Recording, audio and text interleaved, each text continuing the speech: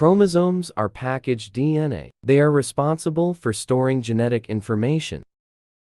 There are many parts to a chromosome. First are chromatids. Chromatids are half of a chromosome. When chromatids are linked together to form a chromosome, they are known as sister chromatids. Next is the centromere. The centromere is responsible for linking sister chromatids together. It is found in the center of the chromosome. Lastly are telomeres, which are repetitive DNA sequences found at the end of chromatids. It is believed that the shortening of these telomeres is responsible for the effects of aging.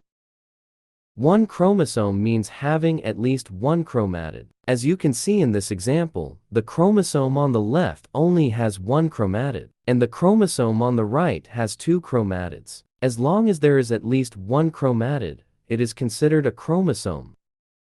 DNA only packages itself into chromosomes when the cell is ready for cell division. This is because it is easy to split. One cell gets one sister chromatid, and the other cell gets the other sister chromatid. When the cell is not preparing for cell division, it uncoils and turns into chromatin. DNA uncoils into chromatin so that transcription can occur. If DNA was still packaged into chromosomes, enzymes responsible for transcription would not be able to access DNA because it would be packaged too tightly. However, when it is uncoiled in chromatin form, enzymes can easily access DNA so transcription can occur. You can think of chromatin as loose spaghetti and chromosomes as uncooked spaghetti still in its package.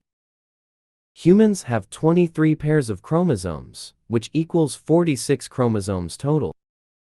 The reason why chromosomes come in pairs is because half of your chromosomes come from your father and the other half of your chromosomes come from your mother. Sperm contain only one copy of each chromosome, so that means they have 23 chromosomes total. Eggs also contain only one copy of each chromosome, so they also have 23 chromosomes total. When a sperm and egg come together to form a zygote, the zygote now has 46 chromosomes, since 23 came from the sperm and 23 came from the egg.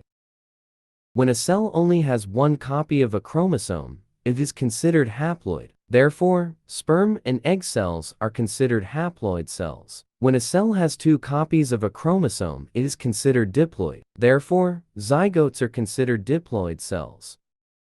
Autosomes are chromosomes that are not sex chromosomes. Autosomes are responsible for encoding proteins such as DNA polymerase, which is responsible for DNA replication. Autosomes also encode proteins such as growth hormone receptor, a protein responsible for binding growth hormone. There are 22 pairs of autosomes, which means there are 44 autosomes. On the other hand, there are sex chromosomes. Sex chromosomes are responsible for determining the sex of the organism. There is only one pair of sex chromosomes, which means there are only two sex chromosomes.